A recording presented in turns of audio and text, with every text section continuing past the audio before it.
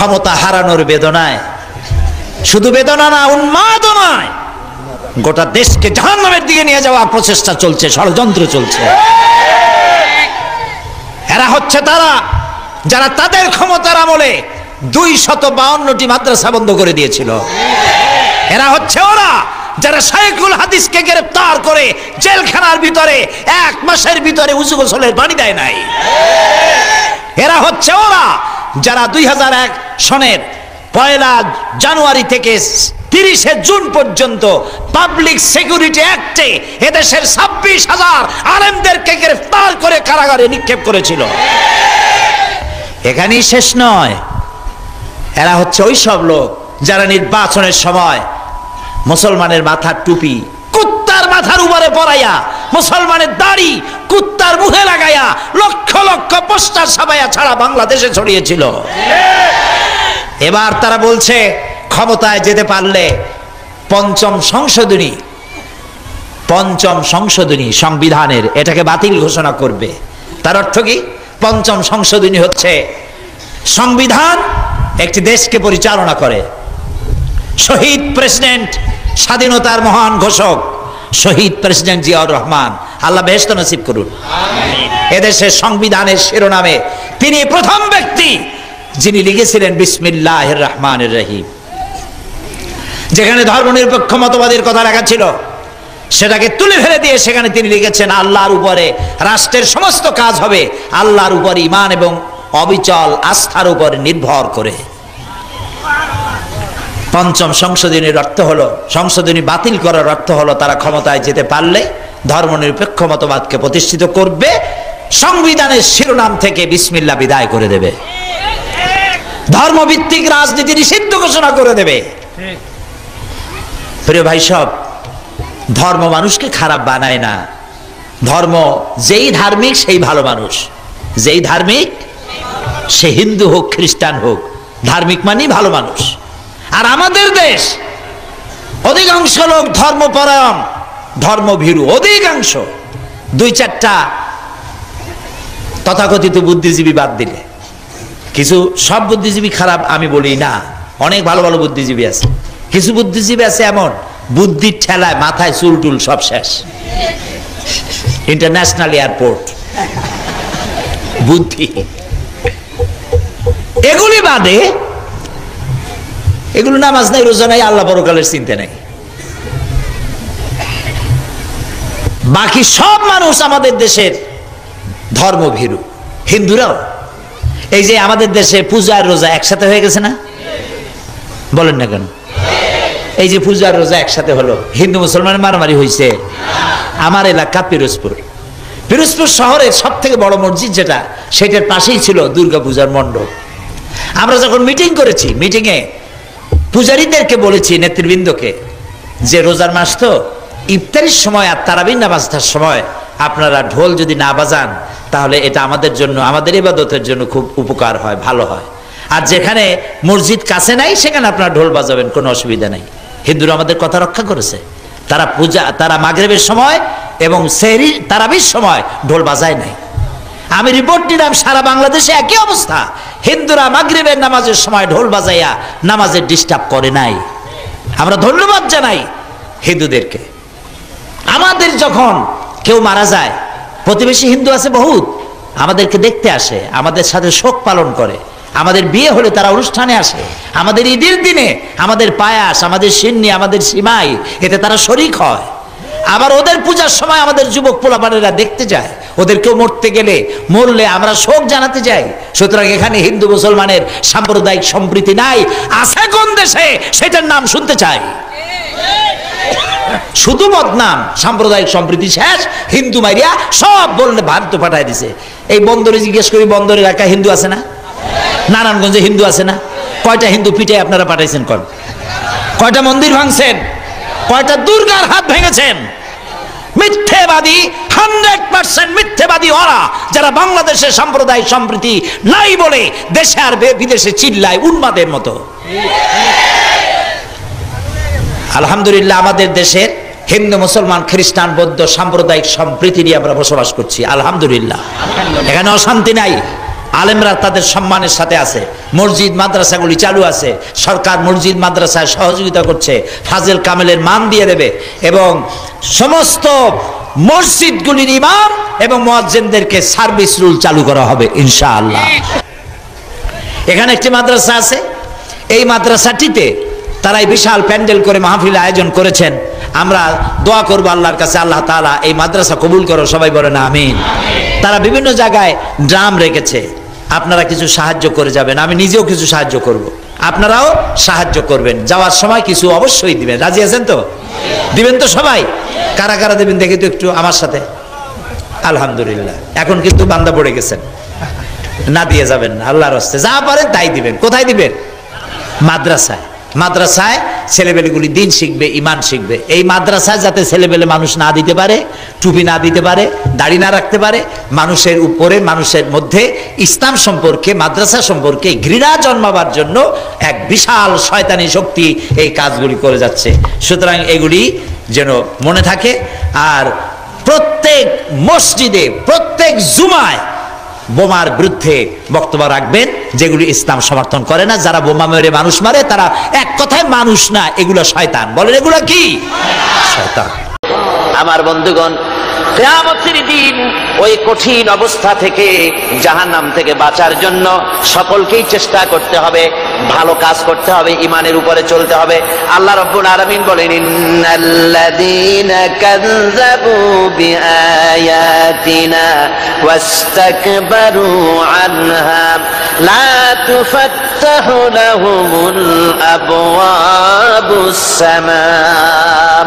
যারা কিয়ামতকে অস্বীকার করেছে, আমার আয়াতকে মিথ্যা মনে করেছে এবং আমার দিন থেকে যারা ফিরে গেছে, আমি তাদের জন্য আকাশের দরজা খোলা হবে না। ওয়ালা ইয়াদখুলুনাল জান্নাহ, আর তাদের জন্য বেহেশতের দরজাও খোলা হবে না। হাত্তা ইয়ালিজাল জামালু ফি সাম্মিল খিয়াত। আল্লাহ রাব্বুল আলামিন বলেন, উটের সূচের ছিদ্র দিয়ে উট গমন করা বরং সহজ হতে পারে, সম্ভব হতে পারে। এই লোকগুলির আল্লাহর জান্নাতে প্রবেশ করা এর থেকেও অসম্ভব। অর্থাৎ কখনোই তারা জান্নাতে প্রবেশ করতে পারবে না। কুল আযালিকা খায়রুন আম জান্নাতুল খুলদিল্লাতী উইদাল মুত্তাকুন কানাত লাহুম জাযাআন ওয়া মাসীরা। আল্লাহ বলছেন, এই সব কথা বলার পরে, জাহান্নামের সব শাস্তির কথা শুনাইয়া আল্লাহ বলছেন, বলেন, কুল আযালিকা খায়রুন, এই পরিণতি কি ভালো যে জাহান্নামের পরিণতির কথা বলা হলো? তোমরা যে সমস্ত অবাধ্যতা করতেছো, ঈমান আনতেছো না, নবীকে গালাগালি করছো, ইসলাম মানতেছো না, নাফরমানি করছো, এর পরিণতি যা হবে, আযালিকা খায়রুন, এই পরিণতি কি ভালো? আম জান্নাতুল খুলদিল্লাতী উইদাল মুত্তাকুন, অথবা সেই চিরন্তন জান্নাত যার ওয়াদা করেছেন আল্লাহ পাক মুত্তাকিনদের, কানাত লাহুম জাযাআন ওয়া মাসীরা, যে জান্নাত হবে তাদের কর্মের প্রতিফল, আর এটাই হবে তাদের মহাযাত্রার শেষ মঞ্জিল। সেই জান্নাত, যে জান্নাত আল্লাহ রেখেছেন মুমিনদের জন্য। কাদের জন্য জান্নাত? মুমিনদের জন্য। সেটা এমন জান্নাত হবে, লাহুম ফিহা মা ইয়াশাউনা খালিদিন, যা চাইবে মনের আশা আকাঙ্ক্ষা অনুযায়ী সব পাবে বেহেশতের মধ্যে। খালিদিন, চিরকাল সেখানে থাকবে। কানা আলা রাব্বিকা ওয়াদান মাসউলা, এটা হচ্ছে তোমার রবের অবশ্য পূরণীয় ওয়াদা। জোরে বলেন সুবহানাল্লাহ। এটা তোমার আল্লাহর ওয়াদা এবং অবশ্যই তিনি তা পূরণ করবেন। তোমরা জান্নাতে থাকবে, সেখানে যা চাইবে তাই পাবে। একজন বলছিল, জান্নাতে যাইয়া যা চাইবো তাই যদি পাই তাহলে তো খুব ভালো কথা। কয় যে, হুজুর আমার তো হোক্কা খাওয়ার দারুণ অভ্যাস, তা বেহেশতের মধ্যে হোক্কা পাবো? বুজুর্গ ব্যক্তি বলছেন, আল্লাহর বান্দা, বেহেশতে যাইয়া যদি তুমি হোক্কা খাইতে চাও তো আল্লাহ তোমার হোক্কা দিবেন, কিন্তু আল্লাহর কসম করে বলতে পারি, বেহেশতে যাইয়া এমন পচা জিনিস খাওয়ার তোমার ইচ্ছে জাগবে না। এত ভালো জিনিস তুইয়া এই পচা জিনিস খাওয়ার ইচ্ছা তোমার জাগবে না মনের ভিতরে। বেহেশত আল্লাহ রাব্বুল আলামিন মুমিনদের জন্য রেখেছেন। আমার ভাইয়েরা, সে বেহেশতের বর্ণনা কোরআনে কারীমের মধ্যে আল্লাহ দিয়েছেন। একদিকে জাহান্নাম, কোরআনের বর্ণনা কত সুন্দর। জাহান্নামের কথা শুনতে শুনতে লোকেরা আল্লাহর ভয়তে হতাশ হয়ে যেতে পারে, আল্লাহর ভয়তে। সেই জন্য যত জায়গায় জাহান্নামের বর্ণনা আছে, সাথে সাথে আবার আশার সঞ্চার করার জন্য আল্লাহ জান্নাতের কথা বলেছেন। কাহ্হার এবং জব্বার নাম আল্লাহ যেখানে ব্যবহার করেছেন, সাথে সাথে আবার গফুর রহিম নাম ব্যবহার করেছেন, বান্দা যেন হয়রান হয়ে না যায়। আমার ভাইরা, একদিকে জাহান্নামের এই কঠিন শাস্তির কথা, আবার অপরদিকে আল্লাহ বলেন, শোনো, এমন জান্নাত আমি রেখেছি, মাসালুল জান্নাতিল্লাতী উইদাল মুত্তাকুন, এমন বেহেশত মুত্তাকিনদের জন্য যার ওয়াদা করা হয়েছে, এমন বেহেশত সেটা, ফিহা আনহারুম মিন মাইন গায়রি আসিন, সেখানে এমন সুন্দর স্বচ্ছ পানির ঝর্ণাধারা, সুমিষ্ট পানির ঝর্ণাধারা রাখা হয়েছে। ওয়া আনহারুম মিন লাবানিন লাম ইয়াতাগায়্যার তা'আমুহু, আর সেখানে দুধের ঝর্ণা রাখা হয়েছে যার স্বাদ কখনো নষ্ট হবে না। ওয়া আনহারুম মিন খামরিন লাযযাতান লিশ-শারিবিন, আর রাখা হয়েছে পানীয়ের ঝর্ণাধারা যা পানকারীদের জন্য অত্যন্ত সুন্দর হবে, খুবই সুস্বাদু হবে। আর রাখা হয়েছে ওয়া আনহারুম মিন আসালিন মুসাফফা, পরিষ্কার পরিচ্ছন্ন সুস্বাদু মধুর ঝর্ণা। ধরে বলেন সুবহানাল্লাহ। বেউকিফেরা বলে কি, কয় জান্নাতের ভিতরে মদ খাওয়ানো হবে। ওই যে একটা সাপ্তাহিক পত্রিকা, এক শয়তান মহিলা, অর্থাৎ ইসলাম জানে না, খবিসা মহিলা, ইসলামের প্রতি বিদ্বেষ, এই বিদ্বেষ নিয়ে সে লিখেছে, কয় বেহেশত হচ্ছে অসভ্য উদ্যান। জোরে কয় নাউজুবিল্লাহ। বেহেশত হচ্ছে অসভ্য উদ্যান। আর এই বেহেশতের ভিতরে পৃথিবীর অতৃপ্ত বহুগামী পুরুষদের স্থান হচ্ছে বেহেশত। আর সেই বেহেশতের ভিতরে আল্লাহ পাক মানুষদেরকে মদ খাওয়াবেন, সুন্দরী সুন্দরী নারী দেবেন। এইসব সুন্দরী নারী আর মদের প্রলোভন দেখিয়ে মানুষকে নামাজ পড়াবার জন্য, রোজা করবার জন্য উৎসাহিত করা হয়েছে। জোরে কর নাউজুবিল্লাহ। কোরআন শরীফে কোথাও বলা হয় নাই যে বেহেশতের মধ্যে আল্লাহ মদ খাওয়াবেন। আছে কোথাও? আছে কোথাও? বরং আল্লাহ রাব্বুল আলামিন বলেছেন, জান্নাতে কি পান করাবো শোনো, ওয়াসাকাহুম রাব্বুহুম শারাবান তাহুরা, জান্নাতের ভিতরে তোমাদেরকে পান করানো হবে শারাবান তাহুরা, পবিত্র পানীয়। তাহের এবং তাহুর দুটি কথা।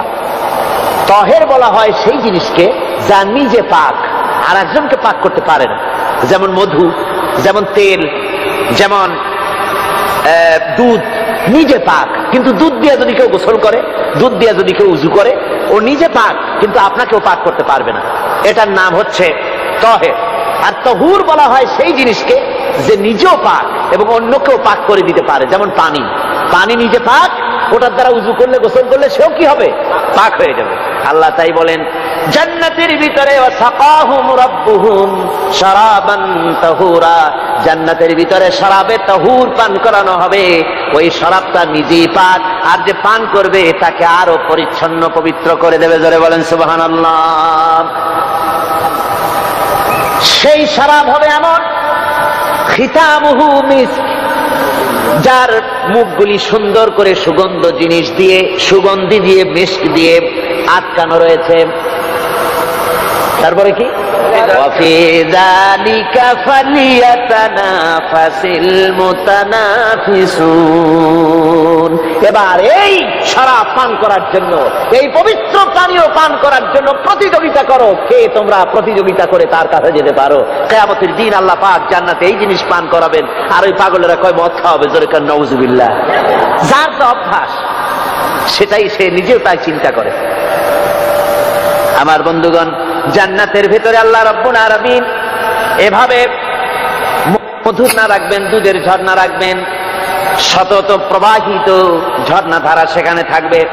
মুত্তাকিনা আলাল আরাইকি লা ইয়ারাউনা ফিহা শামসান ওয়ালা জামহারিরা, জান্নাতীরা ঠেস দিয়ে ছায়ার মধ্যে আরাম করে বসে থাকবেন, না তাদেরকে সূর্যের তাপ জ্বালাতন করবে আর না তাদের সেখানে কোনো কষ্ট হবে। এমনি করে আরাম করে তারা তার ভেতরে থাকবে, আর সেখানে তাদেরকে সুন্দর করে ছায়া সুনিবিড় এক সুন্দর জান্নাতের ভেতরে সুন্দরতম পরিবেশের মধ্যে আল্লাহ রাব্বুল আলামিন তাদেরকে সেখানে রাখবেন। এরপরে তারা وَإِذَا رَأَيْتَ ثُمَّ رَأَيْتَ نَعِيمًا وَمُلْكًا كَبِيرًا, সেখানে যেদিকেই তাকাবে সেদিকেই শুধু নিয়ামতের সাম্রাজ্য দেখতে পাবে, শুধু নিয়ামত আর নিয়ামত, এগুলি তাদের চোখে পড়বে। সেখানে না সূর্যের তাপ আর না শীতের প্রকোপ, কোনো কষ্ট নাই, মানুষের শরীর থেকে ঘামও বেরোবে না, সেখানে বার্ধক্য এসে কাউকে পীড়া দিবে না। হুজুর একজন বুড়া লোককে বলছিলেন, মিয়া তুমি তো বেহেশতে যাবে না, তুমি তো বুড়া মানুষ, তুমি তো বেহেশতে যাইতে পারবা না। লোকটা কান দিয়ে অস্থির হয়ে গেছে। রাসূল বলছেন যে বেহেশতে বুড়া মানুষ যাবে না, তাহলে তো আমার উপায় নাই। হুজুর বলছেন না, তুমি যখন বেহেশতে যাবে তুমি যুবক হয়ে যাবে। সুবহানাল্লাহ ওয়া বিহামদিহি। একজন কালো মানুষ হুজুর বলছেন যে কালো মানুষ বেহেশতে যাবে না, সে তো একদম কান্দে হয়রান। হুজুর বলছেন দেখো তুমি যখন বেহেশতে যাবে তুমি কালো থাকবে না, তুমি সুন্দর সুশ্রী হয়ে যাবে। সুবহানাল্লাহ।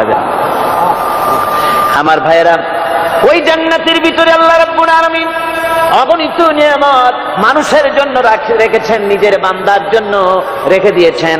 ওয়া হুরুন ঈন, বেহেশতীদের জন্য রয়েছে সুন্দর চক্ষুধারী হুরগণ রয়েছে সেখানে জান্নাতীদের জন্য।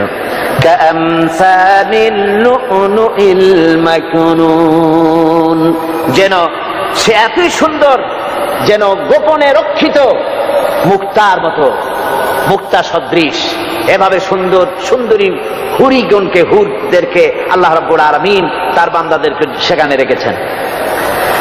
لا يسمعون فيها لغوا ولا تأثيما إلا قيلا سلاما سلاما, কোনো পাপ সেখানে মানুষ দেখবে না, কোনো বাজে কথা সেখানে শুনবে না, শুধু শান্তি আর শান্তি।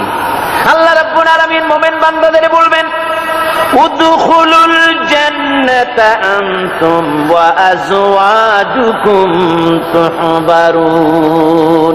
আল্লাহ রাব্বুল আলামিন বলবেন, ও আমার বান্দারা জান্নাতে প্রবেশ করো, তোমাদের স্ত্রীদেরকে সাথে নিয়ে জান্নাতে চলে যাও। সুবহানাল্লাহ ওয়া বিহামদিহি।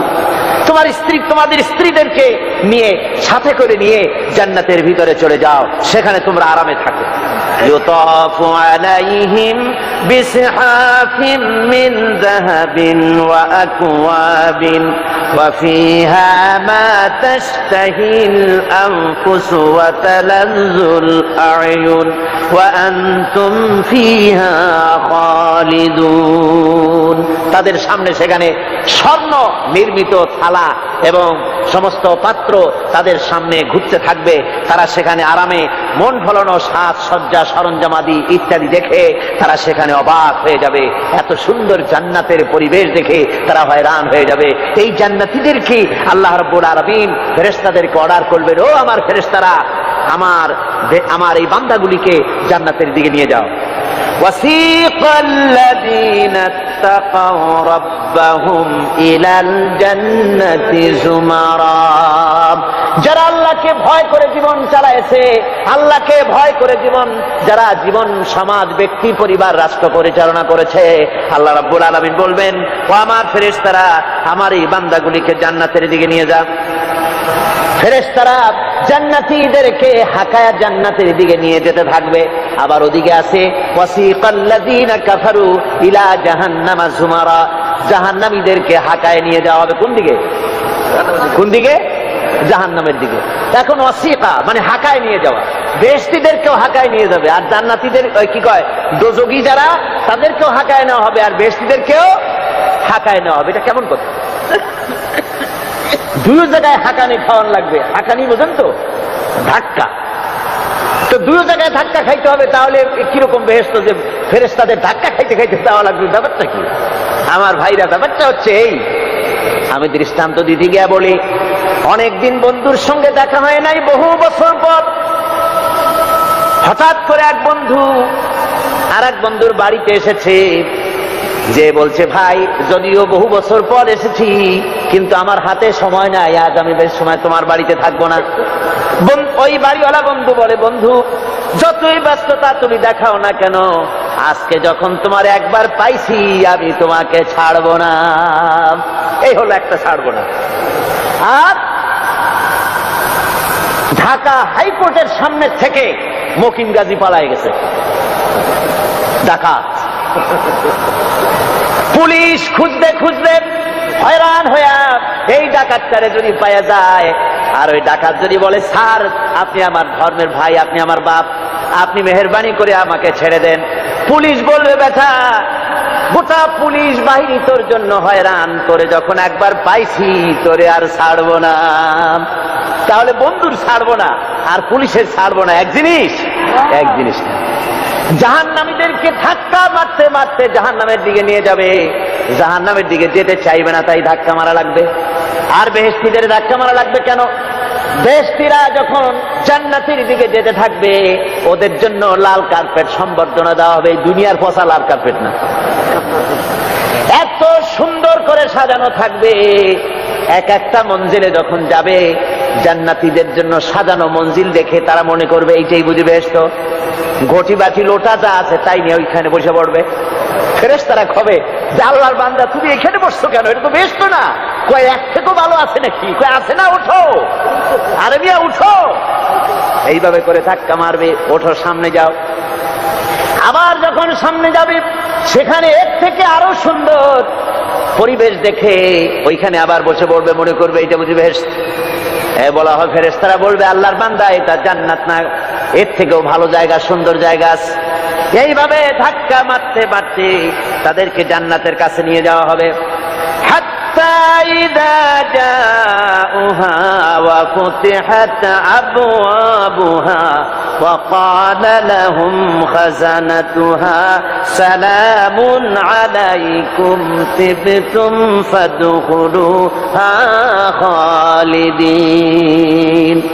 এভাবে ধাক্কাতে ধাক্কাতে যখন তাদেরকে জান্নাতের দরজার কাছে নিয়ে যাওয়া হবে, আগের থেকেই তাদের জন্য দরজা খোলা থাকবে। সুবহানাল্লাহ। আগের থেকেই জান্নাত খুলে রাখা হবে। তাদেরকে বলা হবে, ওই জান্নাতের পরিচালক তিনি বলবেন আসুন, ওয়েলকাম করবেন তাদেরকে, সালামুন আলাইকুম, আপনাদের প্রতি আল্লাহর শান্তি বর্ষিত হোক, বড় ভালোভাবে জীবনযাপন করেছিলেন দুনিয়ায়, আল্লাহর হুকুম মেনে চলেছিলেন, আল্লাহর হুকুম পালন করেছিলেন। দুনিয়ার বুকে বড় অশান্তি, মানুষের নির্যাতন, মানুষের বদনামি, জেল জরিমানা, রাত জেগে তাহাজ্জুদের নামাজ পড়া, যাদের ময়দানে কষ্ট করে রক্ত দেওয়া, শহীদ হওয়া, কত কষ্ট করে আল্লাহর দ্বীন জমিনে কায়েমের চেষ্টা করেছেন, নিজের জীবনকে ভালো রেখেছেন, পবিত্র রেখেছেন। আজকে আপনার জন্য এই জান্নাত, ফাদখুলুহা খালিদিন, জান্নাতে প্রবেশ করুন এবং চিরকাল এই জান্নাতের ভিতরে থাকুন। আল্লাহ রাব্বুল আলামিন ওই জান্নাতের সবকিছু দান করে দেবেন তাদেরকে, বেহেশতের মধ্যে তারা পৌঁছে যাবে। আর এই বেহেশতে পৌঁছে যাওয়ার আগে, বেহেশতে পৌঁছে যাওয়ার আগে আরেকটি ঘটনা ঘটবে, সেটা হচ্ছে আল্লাহর নবী তিনি কাঁদতে থাকবেন। আল্লাহ রাব্বুল আলামিন বলবেন, নবী আপনি কাঁদেন কেন? আজকে তো আপনার কাঁদার দিন না, আজকে তো কাঁদার দিন না, কেন কাঁদেন? মাকামে মাহমুদ দিয়েছি, আপনাকে কাউসার দান করেছি, কেন কাঁদেন? নবীজি বলবেন, রব্বুল আলামিন আমি দেখতে পাচ্ছি মাঝে মাঝে ফেরেশতারা আমার উম্মতগুলিকে জাহান্নামের দিকে নিয়ে যাচ্ছে। আল্লাহ রাব্বুল আলামিন বলবেন, ও আমার নবী, ও আমার হাবিব, জান্নাতি উম্মতগুলি আপনি বাছাই করে নেন। হযরত আয়েশা রাদিয়াল্লাহু তাআলা আনহা বলেছেন, একথা শোনার পরে আমি প্রশ্ন করলাম, ইয়া রাসূলুল্লাহ, ওই পরকালে কিয়ামতের ময়দানে অসংখ্য নবীদের মাঝে, অসংখ্য নবীদের অসংখ্য উম্মতের মধ্য থেকে আপনার জান্নাতি উম্মত আপনি কি করে বেছে নেবেন? হুজুর বলেন, আয়েশা শরীফ, যদি কোনো ঘোড়ার কপাল যদি থাকে সাদা, আর সাদা কপালওয়ালা ঘোড়াটা যদি অনেকগুলি ঘোড়ার মধ্যে হারিয়ে যায়, তাহলে সাদা কপালওয়ালা ঘোড়াটারে কি তার মালিক খুঁজে পাবে নাকি? হযরত আয়েশা বলেন, হুজুর অনায়াসে পাবে। হুজুর বলেন, কিয়ামতের দিন অসংখ্য মানুষের ভিতরে আমার জান্নাতি উম্মত আমি এইভাবে বেছে নেব, যারা দুনিয়ার ভেতরে নামাজ পড়েছে, ঈমান এনেছে, ঈমানদার ছিল, দ্বীনের কাজ করেছে, আল্লাহর সাথে নাফরমানি করে নাই। নামাজ পড়েছে সঠিকভাবে, আল্লাহর সঙ্গে নাফরমানি করে নাই, সঠিকভাবে দিন পালন করেছে, তাদের চেহারার ভিতরে ঈমানের নূর চমকাতে থাকবে। ওই ঈমানের নূরের চমক দেখে দেখে আমার উম্মতগুলি আমি বাছাই করব। সেদিন ওই কিয়ামতের ময়দানে যারা নামাজ পড়ে না, রোজা রাখে নাই, বরং দ্বীনের সঙ্গে বিরোধিতা করেছে, আল্লাহর সঙ্গে নাফরমানি করেছে, ইসলামকে অস্বীকার করেছে, আল্লাহর দ্বীন যারা জমিনে কায়েম করতে চায় তাদের সঙ্গে বেয়াদবি করেছে, ওরা বলবে, হে রাসূল, আমিও তো আপনার উম্মত, আমারও সুপারিশ করুন। আল্লাহ নবী বলবেন, ভেগে যাও, দূর হয়ে যাও, তুমি যদি আমার উম্মত হবে, তুমি যদি আমার উম্মত হবে, তাহলে এসব উম্মতের মতো ঈমানের নূরের চমক তোমার ভেতরে আমি দেখতে পেতাম। ওই হাসরের ময়দানে আল্লাহ নবী যদি বলেন, তুমি আমার উম্মত নও, ভেগে যাও, এর থেকে অসহায়, এর থেকে এতিম অবস্থার মানুষের জন্য কিছু হতে পারে না। আল্লাহ এই দুরবস্থা থেকে আমাদেরকে যেন হেফাজত করেন। আল্লাহ রব্বুল আলামিন যেন আমাদেরকে নবীর সুপারিশ কিয়ামতের দিন আমাদের জন্য নসিব করে দেন। জোরে বলেন আমিন। আমার ভাইরা, জান্নাতের ভিতরে সব সেটেল হয়ে গেল। আল্লাহ পাক জিজ্ঞেস করবেন, ও আমার বান্দারা, ও আমার জান্নাতি বান্দারা, আমি তোমাদেরকে যে সব ওয়াদা করেছিলাম সেই ওয়াদা মতো সব পাইছো কিনা? আমি ওয়াদা করেছিলাম আমার জন্য রাত জেগে যদি তাহাজ্জুদের নামাজ পড়ো, নামাজ, রোজা, হজ, যাকাত যদি করো, আমার দিন কায়েমের জন্য যদি আন্দোলন করো, রক্ত যাও, আমার জন্য যদি কষ্ট করো, শহীদ হও, তাহলে আমি তোমাদেরকে জান্নাত দেব। যত ওয়াদা করছিলাম তা পেয়েছো কিনা? জান্নাতীরা বলবে, ক্বালু নাআম, সব পেয়েছি, সব নেয়ামত পেয়েছি। আল্লাহ বলেন, সব পাও নাই, ওয়ালাদাইনা মাজিদ, আমার কাছে আরো বেশি আছে, আমার কাছে আরো বেশি আছে, সব পাও নাই। জান্নাতীরা বসে থাকবেন, বুঝতে পারবেন না, এত নেয়ামত পেয়েছি, আল্লাহর কাছে আরো আছে। আল্লাহর নবী তখন মুখ খুলবেন, নবীজি বলবেন, রব্বুল আলামিন, জান্নাতীরা বলতে সাহস পেতেছে না, সব পেয়েছি ঠিকই, কিন্তু যার জন্য গভীর রাতের আরামের ঘুমকে হারাম করে তাহাজ্জুদের নামাজ পড়েছে, যার জন্য স্ত্রী পুত্র পরিজনের মায়া পরিত্যাগ করে জিহাদের ময়দানে শহীদ হয়েছে, যার জন্য জেল খাটলো, জরিমানা দিল, যার জন্য নির্যাতিত হলো, সে আল্লাহ রব্বুল আলামিনকে তারা এখনো দেখে নাই। আল্লাহ রব্বুল আলামিন বলবেন, আমি আমার বান্দার সে আরজ পুরা, সে আরজি পুরা করব। আল্লাহ রব্বুল আলামিন তার সামনের থেকে সমস্ত নূরের পর্দাগুলি সরে যাবে। রব্বুল আলামিন তার বান্দার দিকে, বান্দার সামনে জালুয়া আফরোজ হবেন। আল্লাহ পাক কোরআনে কারীমের ভিতরে বলছেন, ওয়াজুহু ইয়াওমাইযিন নাযিরা ইলা রাব্বিহা নাযিরা। বান্দা, আল্লাহ পাক বান্দার দিকে তাকিয়ে থাকবেন, আর সমস্ত বান্দারা আল্লাহ রাব্বুল আলামিনের দিকে তাকিয়ে থাকবে। এই অবস্থায় কত কাল চলে যাবে কেউ টের পাবে না। রব্বুল আলামিন জান্নাতের ভিতরে, তোমার জান্নাতীরা যেদিন তোমাকে দেখবে, ওই দিন আমাদেরকেও জান্নাতে একটু জায়গা করে দিও আল্লাহ। আমরা যেন ওই জান্নাতের ভেতরে বসার জায়গা যদি না পাই, আমরা গুনাহগার মানুষ, জান্নাতের কোনো একটু জায়গায় ঠাই করে দিও যেন তোমারে দেখতে পাই। আয় আল্লাহ, তোমাকে দেখার তৌফিক আমাদের দিও, ধরে বলেন আমিন। হযরতে মাহবুবে রব্বানী কুতুবে সুবহানী শেখ মহিউদ্দিন আব্দুল কাদের জিলানী রাহমাতুল্লাহ আলাইহি, তিনি বলেছেন, মুনাজাত করতে গিয়ে আবেগে বলেছেন, রব্বুল আলামিন, তুমি যদি দয়া করে আমাকে জান্নাত দাও, আর তোমাকে যদি আমি না পাই, তুমি যদি আমার সঙ্গে দেখা না করো, আমারে যদি কথা না বলো, তাহলে এই জান্নাত আমার কোনো লাভ নাই। আর আমাকে যদি জাহান্নাম দিয়ে দাও, আর মাঝে মধ্যে তুমি যদি জিজ্ঞাসা করো, মহিউদ্দিন কেমন আছো, তাহলে এই জাহান্নাম আমার জন্য বেহেশত হয়ে যাবে। আয় আল্লাহ, আমি শুধু তোমারই চাই, শুধু তোমারে দেখতে চাই। আল্লাহ রাব্বুল আলামিনকে যেন আমরা দেখতে পারি, আল্লাহর সঙ্গে যেন দেখা করতে পারি। আমার ভাইয়েরা, আল্লাহ পাক তাই কোরআনে কারীমের মধ্যে এসব কথা স্পষ্ট করে বলে দিয়েছেন। আল্লাহর সঙ্গে যারা দেখা করতে চায়, আল্লাহর সঙ্গে যারা কিয়ামতের দিন আল্লাহর সঙ্গে যারা দেখা করতে চাইবে, তাদেরকে শিরক মুক্ত জীবন যাপন করতে হবে আর আল্লাহর দ্বীনকে পরিপূর্ণভাবে আমল করা লাগবে।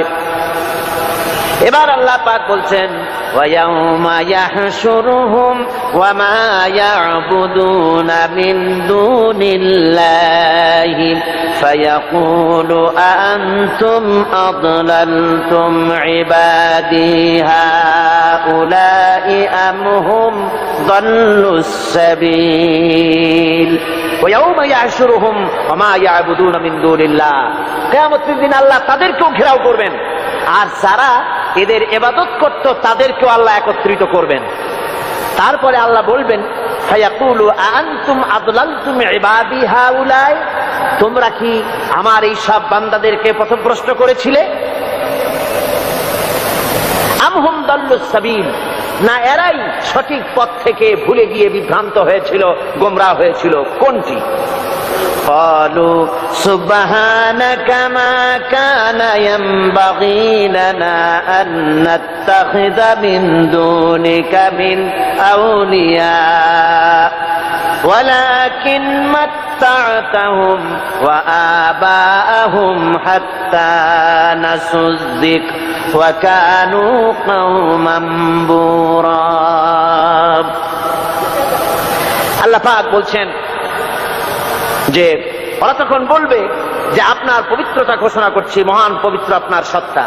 আমাদের জন্য কি ক্ষমতা ছিল, আমাদের জন্য কি ক্ষমতা ছিল যে আমরা আপনাকে ছেড়ে দিয়ে এদেরকে মাওলা বলে গ্রহণ করি? বরং ব্যাপার হলো এই, ওয়ালাকিন মাত্তাতাহুম, আসল ব্যাপার হলো যে আপনি এদেরকে আর এদের মা বাপকে আপনি এত সম্পদশালী করেছেন যে সম্পদশালী হওয়ার কারণে তারা নাসুজ যিকরা, তারা সব কথাকে ভুলে গিয়েছে, তারা সবক ভুলে গিয়েছে। ওয়াকানু কওমান বুরা, এবং তারা এখন এক ভাগ্যাহত জাতিতে পরিণত হয়েছে।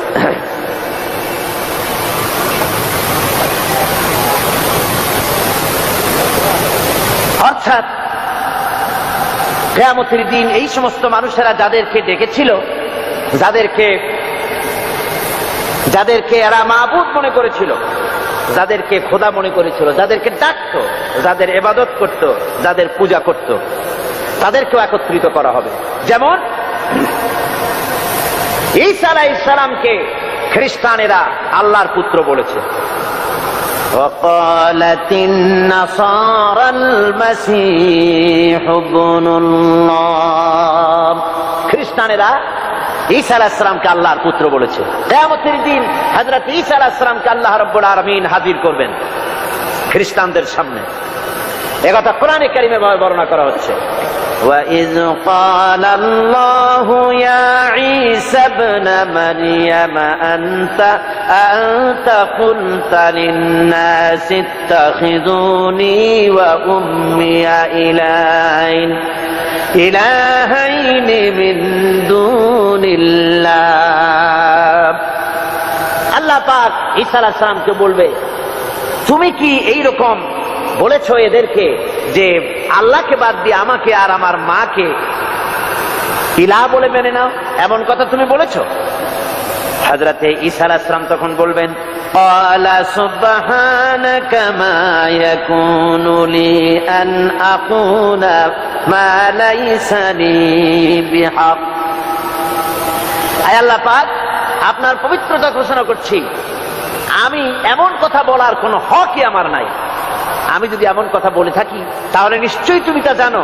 এমন কথা আমি তাদেরকে বলি নাই, বরং আমি তো তাদেরকে বলেছি মা কুলতু লাহুম ইল্লা মা আমারতানি বিহি আন ইবুদুল্লাহ রাব্বি ওয়া রাব্বিকুম। আমি বরং তাদেরকে বলেছি যে একমাত্র আল্লাহর ইবাদত করো, আল্লাহর গোলামি করো, এ কথা আমি তাদেরকে বলেছি, কিন্তু তারা আমার কথা মানে নাই। এভাবে হযরত ঈসা আলাইহিস সালাম তিনি অস্বীকার করবেন।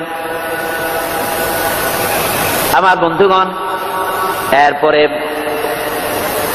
আল্লাহ পাক বলছেন ফাকাদ কাযযাবুকুম বিমা তাকুলুন, ফাকাদ কাযযাবুকুম বিমা তাকুলুন, কিয়ামতের দিন এই সমস্ত মাবুদ যাদেরকে তারা ডাকতো ওরা সাক্ষী দেবে এবং ওদেরকে মিথ্যা প্রমাণ বলবে, যে এরা মিথ্যা কথা বলেছে, মিথ্যা বলে প্রমাণ করে দেবে তাদেরকে।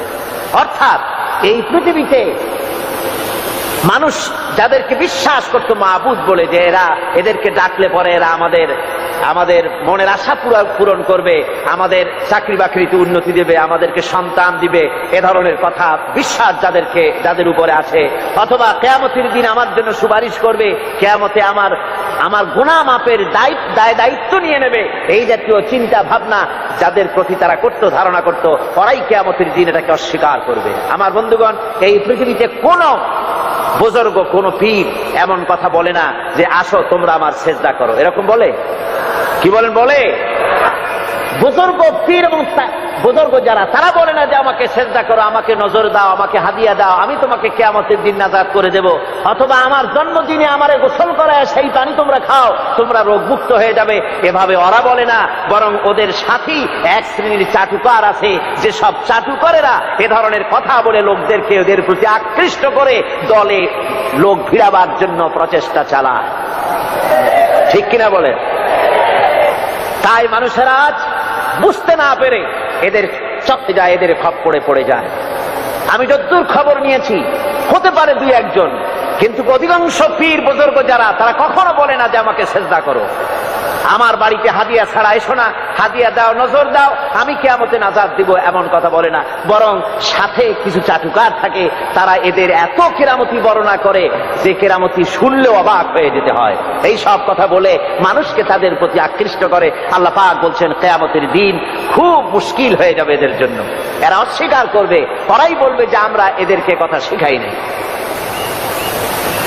فما تستطيعون صرفا ولا نصرا ومن يظلم منكم نذقه عذابا كبيرا। এরপরে তাদের পক্ষে সম্ভব হবে না ওই কিয়ামতের দিন এই ভাগ্যাহত অবস্থা থেকে ফিরে আসতে পারবে না, আর না তারা কোনো সাহায্যকারীও সেদিন পাবে।